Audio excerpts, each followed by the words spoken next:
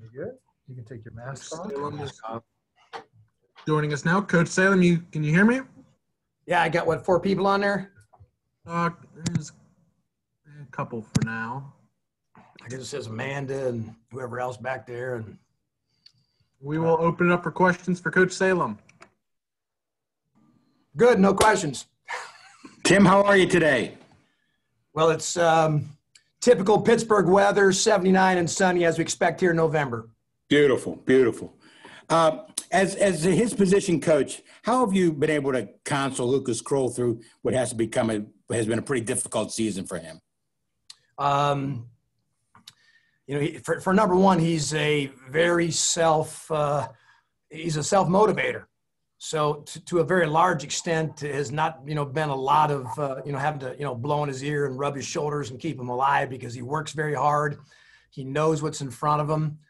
He knows obviously a little setback, and I'm kind of surprised, what he's done just these last couple of weeks of, moving himself forward. But yeah, when you want to play and you're competitive and you can't play, it's miserable. But he knows what he's got to do. Tim, I asked Chris Beatty this last week, how weird was it for you not to be out on the road and recruiting during the off week? I mean, how weird was that? Very weird. My wife said the same thing. Why are you here? So, yeah, I mean, it's very, very strange. I mean, this whole recruiting process for us coaches, the families, the parents, the high school coaches is just very, very out of whack. Not a great way of recruiting, but that's the way it is. So you got to deal with it and do everything else, but that you can do. And do you know if the signing day has been changed at all, or is it still going to be December sometime? Yeah, from what I said, it's still going to be a December 16th. Okay, thank you. And then the second period in February. Tim, do you think this recruiting period more than any other is, kind of more dependent or built on the relationship between the coach and the player that you guys are recruiting? Obviously, normally these guys can get on campus, get a feel, hang out with some future teammates potentially, but it feels like it's just like the relationship aspect is really big right now. Yeah, it has. And, I think what took place over the summertime, you're allowed the one call to have players, on a Zoom call. So we might have had a recruit. There might have been a dozen of our players on a Zoom meeting with him, answering all his questions and having a chance, almost the same feeling we have now, where it's multiple people to kind of get a feel, see some faces, answer some questions. So just a very, very strange way of recruiting. I know probably parents are probably more frustrated than the kids are, because, they want the human, physically come onto campus, see with their own eyes, meet people, sit at a dinner table and actually have a conversation. So, but not very fun way to recruit, but that's just the way it is. Do you think your energy has been able to come off through Zoom and through FaceTime like it normally would in person? Well, I'd hope so. I mean, I tell you, here's the best rule that took place right here is we have unlimited phone calls. They should keep that rule, in my opinion, because now instead of, it used to be where you'd have to text a kid, hey, call me. And then he'd call you 30 seconds later. Now I can just call him. I can call him multiple times. So, I mean, that's been, I think, a fantastic way. And I'm never going to call some kid. But when I've got to call and talk to him, I can call and get a hold of his parent, the kid. So to me, that rule has been great, this COVID phone call rule. I mean, I can deal with that because you get a chance to really recruit. And that's been a bonus if you use that bonus correctly.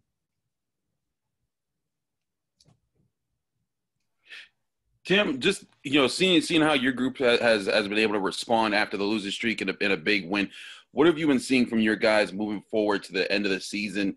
Obviously the team started strong, ran into some bumps, but now you guys get to try and finish strong with these last 3 games. Yeah, there's no question that little, I guess, month of October was, no fun. But I think Coach Narduzzi did a phenomenal job in our bye week and even, in the preparation for Florida State of, staying very focused on some small details per practice. Don't go out and practice everything, practice on a segment that we're going to improve and get ourselves better. Our individual periods, which we call ABC, or a teach period. I mean, they were very focused, both offense, defense really just said, we're going to do this today and walk out here where we've improved ourselves as a player and as a team. We got proper rest, I think, all the way through. So at least I think our kids understood our plan, and then they were able to go out and perform last Saturday. But, we're right back in it. Georgia Tech, I think they've had some bumps and ups and downs, but they've got some good young players. They play with a lot of energy, so we're going to have to go to Atlanta and match that energy and play on a Saturday at 7 o'clock.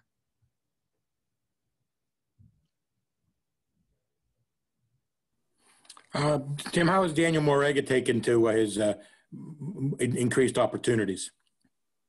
Well, he's played better every week, which is nice to see. I think as you move through the season, you like all your players to, play better. And he's played sound. I mean, he's got, some good toughness. Kai Wright got to play a lot more last week because he's roughly, healthy and playing much better. So at least there's two kids out there now that are giving really good effort. They enjoy playing. Of course, they're eager to like to play more, but right now we're just kind of fitting the pieces of the puzzle together to move ourselves forward from game to game and week to week.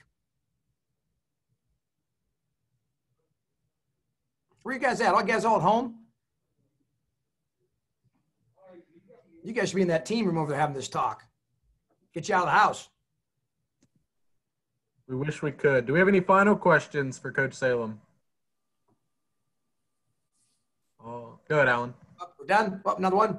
Yeah, I just want to ask you about Lucas and if he's on track to come back. I know Pat has said he's not out for the season, but if he's been able to help your young guys at all as a pretty experienced guy. Yes, he has. Great question. Lucas is in obviously all the meetings. I have personally asked him, hey, when you get a chance on practice, if you can whisper in somebody's ear, number one, it's keeping Lucas, intact, keeping him alive, keeping his mind in the ball game. And it keeps him at least aware. And, because I'm just trying to keep, like I say, he's not playing today. Didn't get a practice today, but at least his mind is alert and with us. And he's got good leadership, and I want to keep him that senior leadership role. Do you think we'll play this season at all, Tim, or is that kind of just iffy or up in the air? I mean, I'm not the trainer. I know we get reports every day, but it's been fun to see his progress every day.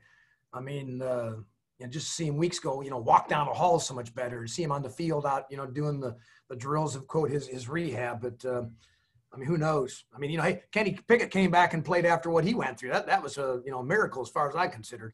So who knows what could happen? All good. All right, Coach Salem, appreciate your time as always. You guys get out there, enjoy your day. Hail to Pitt. Thank you. Thank you.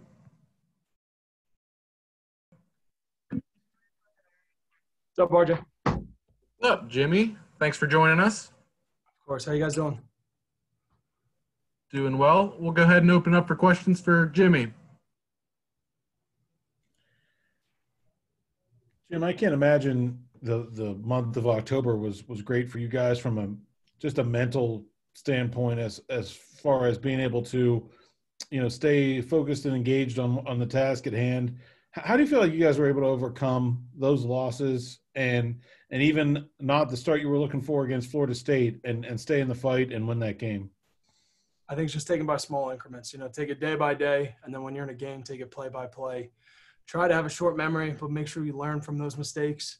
And unfortunately, we didn't learn fast enough in that 4-game losing streak, but glad that we were able to get that win and get back on track, Florida State. But really just focusing on the task at hand and not trying to get too caught up in what happened in the past. Jimmy, I think I finally figured out what running off the ball means, although I'm not sure I know why it's called that. But can you tell me, did you guys did you run off the ball the way you wanted to on Saturday?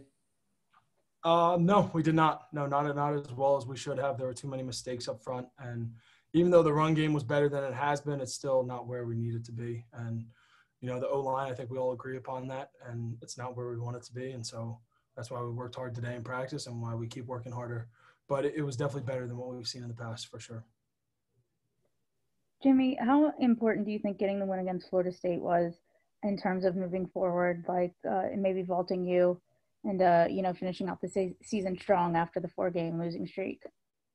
It was extremely important. I mean, anytime you can get a win, it's awesome. And so, wins and losses, it's so hard to get a win in conference play. The margins are really small. And so when you do get them, just make sure you take advantage of it. And it was very important. But we have a great team, and, it was good that we finally just got back on the right side of the win-loss column. Jimmy, how important having Rashad Weaver back, obviously involved in the game and just with this team, obviously he was around last year mentoring and stuff, but how important has it been to this team to really have him back on the field and go in this season? It's extremely, it's very valuable to have Weave out there. And, we were talking on the sideline in the fourth quarter, the O-line, when they pulled us, and we're just watching the defense in, and we're like, could you imagine having we would go against that every day during camp, but then we're like, we don't have to prepare for – we have not seen two defensive linemen of that caliber. And so when you get one of them, you set all the protections away, you game plan for one of them. But when you got two of them, like Pat Jones and Rashad Weaver, that's a nightmare for offensive lines and offenses too. So it's extremely valuable to have both of those guys out there. It's like having, like Ricky Jackson and Hugh Green. I don't know if I can make that comparison yet, but we have, two of the best DNs at Pitt, at the same time, one of the best combos we've seen probably here in a long time. Jimmy, they've been standing Pat up a little bit, having him play if you're the center, what do? You look up and you see Pat Jones standing up as a linebacker. I'm calling my protection and we're blocking him. That's not usual, right? I mean, you're getting there, you're getting ready for the snap, and you look up and see the defensive end who you're normally worried about pass rushing in a totally different spot. What does that do to a line? Actually, a lot of teams do that. We call it an odd joker package. So they go three D linemen down, and then one DN standing up usually. Florida State did that actually a little bit. But I don't think anybody does it as good as we do, or at least what we've shown last Saturday. So it's not as much of a big of a deal kind of until it's Pat Jones standing up. That's when it becomes pretty much of a big deal. Jimmy, we talked to Carter last week, and he said a lot of the guys were leaning on you in the O-line room throughout the losing streak, trying to find answers, stay focused. What did you see from your teammates? Because you're the you're the offensive line. You're the guy that sets the tone for the group. What have you seen from your teammates, and who's been stepping up and finding ways to improve even during that losing streak when you guys were struggling to find answers? One thing that I saw was that, these guys you got to take losses to the heart because it's the worst thing in football. Losing is absolutely the worst. You put so much time in and it's easy to get crushed by a loss, but then when you tack four of them on top of each other, it's heartbreaking. And so one thing that I saw from our group, especially the O-line, is the will to, or the need to improve every day, kind of. Every day we were coming back in, nothing changed. When we meet at nights on our own, it wasn't like a couple guys were slacking, I'm not coming anymore, or I'm not practicing as hard. It's we kept coming at it, and there's no quitting any of us at all. And, it was just kind of the will to improve, I guess, is what I saw the most out of my group. And then this team, we have a mature team. We got older guys, like myself, who played a lot of football, and we realized that our days are counting down. And so, we want to make sure we take advantage of, the rest of the opportunities we have left. No, we're not going to go out there and lay down. We're trying to win the rest of the games. You guys, go ahead, Chris. I was just asking, you guys got over 100 yards in rushing from your running backs the first time in a few games. I just wanted to ask what you guys, now that you had time to evaluate the tape, I know you got the 24-hour rule, but things that you guys did well and maybe some things you guys still specifically need to improve upon going up against Georgia Tech. Yeah, the game plan was there. It was a good game plan by Coach Whipple and Coach Borbley.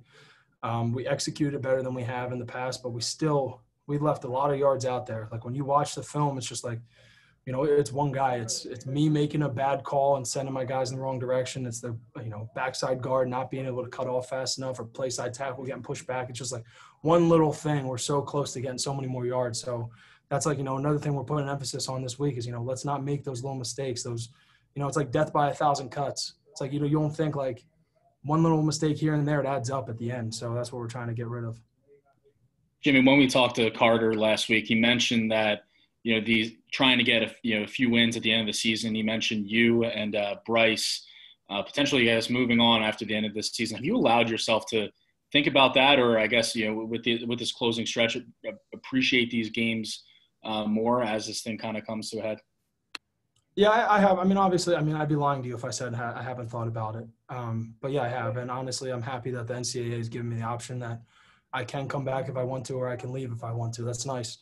But no, my mindset's really on these last couple games. And like I said, just trying to enjoy it. Ever since I, got injured in 2018, that's where my mindset's been, just because you never know when that game could be your last. So just trying to make sure I enjoy these last three.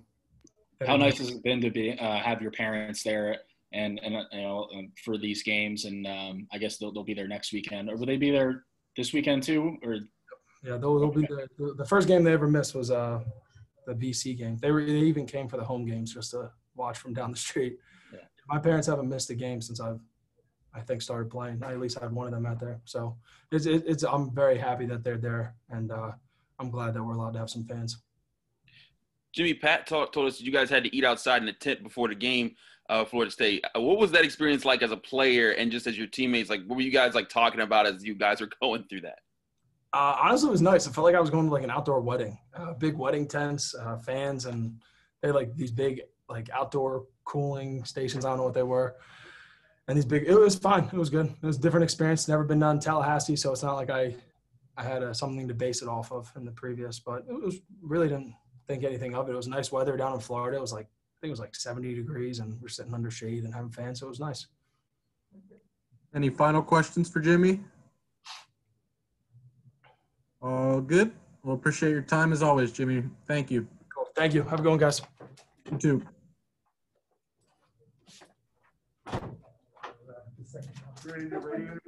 Yeah. I believe we'll go right into our next player guest.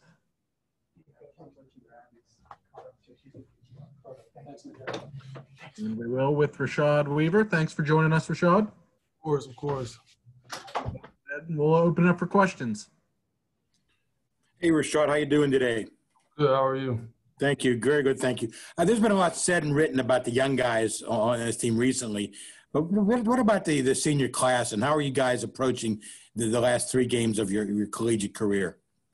I think we're going to approach it the same way we've been, finish this thing out. We started it, so we're going to prepare every week and try to go 3-0 in our next three games.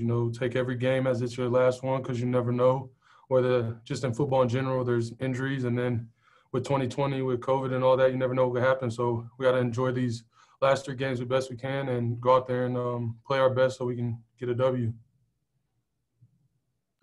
Rashad, have you made a decision on your future beyond this season? Obviously, you have the blanket waiver if you want it. Is that something you've made up already in your mind? You never know. I guess we'll figure out after the last game. I don't know. What's been the best thing about your time at Pitt?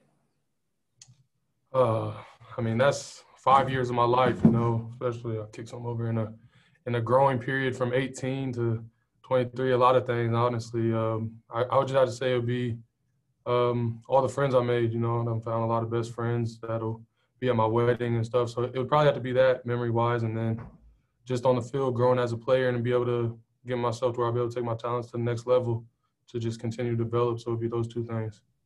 How are you a different guy than you were when you first got here?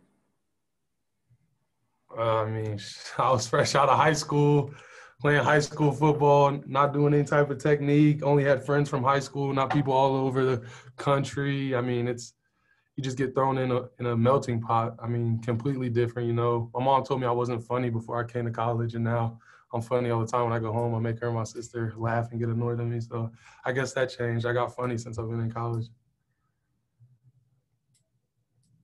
Rashad, you've done the stand-up defensive end thing in the past. I had Pat doing it last week. What makes that something that's useful to the defense, and what are the sort of the physical differences of pass rushing from a stand-up spot as opposed to three down? Really for defense, nowadays offenses love to run tempo offense. So it gives us the opportunity to get into our three-man rush without having to sub. Everybody knows our three-man rush on third down and Delta is deadly, and offenses don't want us to get out in that. So it gives us the ability to get that rush going when they're going tempo, and also have, what it is, your best rushers, which is D linemen on the field coming in on those blitzes. And then, it's always fun to be a a DN standing around, walking around, and feel like the quarterback and everybody's looking at you trying to figure out where you're about to go. So me and Pat and John enjoy that. And the more we practice it, last game's the first time we really ran it a lot. So we're going to keep practicing that. And if it's called, we'll be even cleaner. And I think it really gives us the opportunity to keep making plays. I think I saw you line up right above the center as a stand-up linebacker.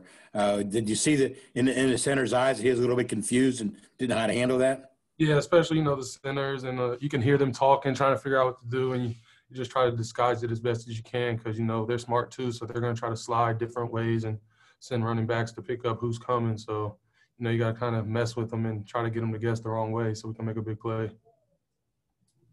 Rashad, obviously the 4-game losing streak isn't kind of what you want, but for you personally, just in terms of the production you've been able to put out there this year, coming off of that injury, are you kind of pleased with how you've played and how this season has gone from an individual standpoint? And I think this is something me and Pat we're honestly never satisfied. Like after I hate watching film on myself. Like I watched the film 3 times before I come watch it on Sunday, and I can make the best play of the game, and I just it like disgusts me. Like I nitpick everything, and I think that's just something Coach Partridge has really put in me and Patrick, and we're never really satisfied even when we make the play because it's something he tells us when we're freshmen that it kind of like gets on your nerves or something, but you can make a big play in practice or in a game, and he's gonna coach you on what could be better. And then being a 5th-year guy now, we just see that, and we're just constantly trying to see what we can get better, even if you make a great play, because that's what it takes once you get to the next level. So. I mean, in production-wise, you can always say, yeah, it's been good, but I just know so many plays that I've missed and other opportunities that's always like I just feel like I've played okay. Is that a mentality you and Pat feel you've been able to kind of pass down to some of the younger pass rushers on this team? Yeah, definitely. I think Coach Partridge instills it in them. We kind of pass down to try to help them to understand it, that they're not being attacked, and it's what's going to make them better. Like when we see because we've had it too when you're a younger guy and you see those notes that you made a big play, but he's coaching you on what you can do better. Like, don't worry about it. Just do what you can do better, and it'll pay off, and you'll have even more plays. So I think we really passed that down. Rashad, you and Pat have been, 2 of the stars of the team for most of the season, putting a lot of the top stats up there. But recently, you guys have seen Servassier kind of shoot to the top of the charts. Now he leads the team in tackle for losses and one of the leaders in the country in tackles for loss as well. What have you seen in his contributions, both in stopping the run, rushing the passer, and how it's maybe helped you guys out a bit? Definitely. We watched the film and we just talk about how he can get up so fast. He'll fall like 3 guys on top of him and get back up and make the play on a second effort. He's coming in there like a missile, and we always talk about taking our shot. He's great at running his feet and making guys stop their feet, and that's what you can always ask for as a defender, because when you just go and you don't stutter down and break down, you get rid of the ability for the runner to make you miss. And if he does miss, he's hopping right back up. He's not laying on the ground frustrated that he missed, hopping right back up in second effort. And he's made a lot of sacks and TFLs on second efforts. And I think it's just really cool to see him come in and do that. And like you said, lead the team in TFLs. And follow up on that, it seemed like what you guys were able to do with stuff in the run, and then when you started getting after the quarterback against Florida State, that's when the chemistry started kicking in for the secondary. They started to make more plays in the ball. Can you talk about just the energy that you guys are feeling as a group, and maybe how you guys continue to feed off each other to take that forward into your next few games? Yeah, I mean, from the football point, nobody ever makes a play by themselves. Kind of like what J.J. Watt talked about on his 100 sack. You can't get a sack without coverage. Even if you get a sack in 1.5 seconds, the back end cover their guys for 1.5 seconds. So if we're getting pressure, we need to help them back. We need to help them and feed them back. Get them interceptions, get them bad throwing balls, mess up timing, because they're going to help us. So we need to help them. So it's just the complete team game. And then on the celebration part, that was real emphasis for us. The first 3 games, we were in the locker room, we were excited we won, but we weren't celebrating like how we should have been. So that was a big emphasis for us. You've seen every play, whether it was a tackle, TFL sack, or just an incomplete pass, we were celebrating all over the field, on the sideline, having fun. That's what it's all about. And that really does feed into the next series. And, you want to be the guy that's celebrating with your teammates. So everybody wants to make a play within the framework of the defense. Rashad, as a senior, did you sort of take it upon yourself to keep everybody focused during some of the troublesome times in October? Yeah, I mean, I think guys were focused. Sometimes from the outside in, it looks like things might be going awry. But, you know, we were always locked in on the bye week. There wasn't no worry or anything for the guys that were here. And we practiced. We had a good week, bye week, got our legs and bodies back how they should have been, and had a good week of practice and came out and played how, you know, we should have played. But it's not always like that the past couple of weeks. So we came out and picked up where we should have been at, and I think we'll finish the season like that. Anything final? Go ahead, Al. Is it true that blondes have more fun? I don't know. Today's my birthday, so I'll figure out. Well, happy birthday. Thank you. Rashad, you mentioned, I'm sorry, a minute ago you mentioned that your mom said you're a funnier guy. So as a funnier guy, do you sort of crack up the guys at the beginning of your position meetings with a joke or two? Yeah, you know, sometimes if it's too early, I'm in there just watching the film, locked in. But if I had a good night of rest, we'll be in there cracking some jokes until it's time to get down to business. And sometimes throughout, when we've had a good solid 25 minutes of locked in film, we'll throw a joke in there to calm the room down, relax a little bit so we're not so tense. But the room is definitely full of jokesters. All good. Rashad, thank you very much for your time. Enjoy the rest of your birthday. Appreciate it, man. Thank you. You guys have a good day. You too.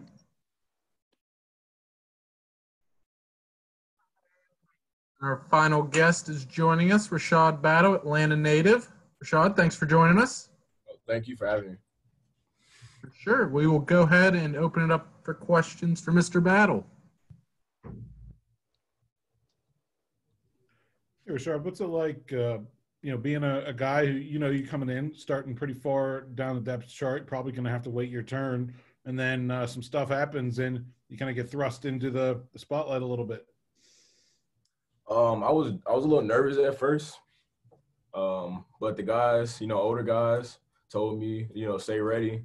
I talked to Brandon Hill on my official in February, and he told me to come in and be ready to play, for sure. And I came in ready to work. I didn't waver, and I just bust my butt.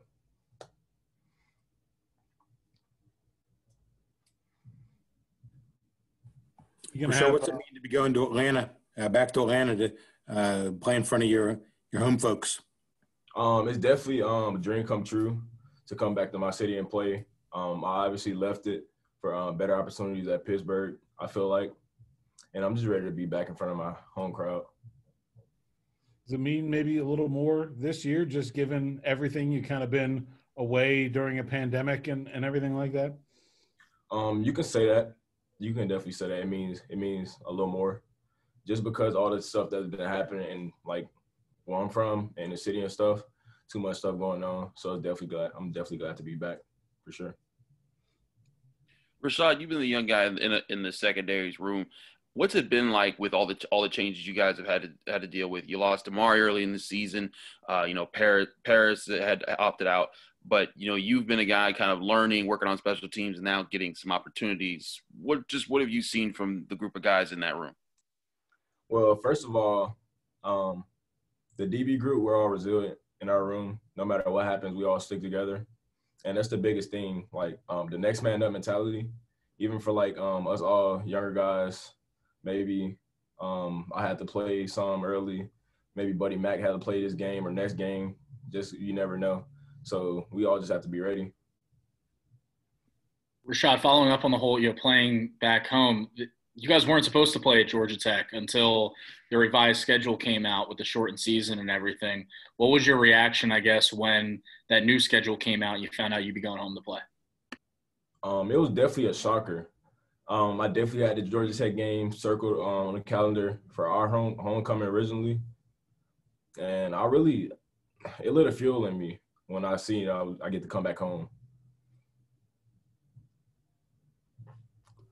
Rashad, who's been the receiver that you go up against the most and get the most work out of in practice when you guys are working your battles and you're working on coverage? Usually when everyone's healthy, probably Trey Tipton. Because he teaches me a lot. He's obviously a vet, so he knows little cheeky moves and stuff like that. Just showing me stuff, and also Shockey. I think I was trying to count, but I think you got about 50 plays of defense under your belt so far. How much do you feel like just in that time you've learned about maybe what your game or how your game translates to this level or and things like that? It's definitely showing me a lot. Just playing faster. I played maybe Austin P game like 34, 35 defensive snaps. And the last drive I was gassed, like 10 plays in a row. We ran the same play over and over. And it was tough, but just getting used to that. And maybe Syracuse game, some injuries happened and I got thrown in with one nickel. And I had to be ready to play then.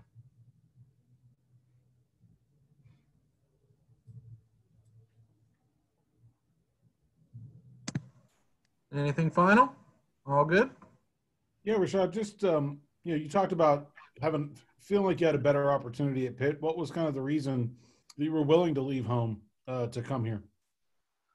Honestly, for myself, I think I needed a new scenery from being in Atlanta for 18 years. I feel like it was better opportunities out there, meet new people, different city.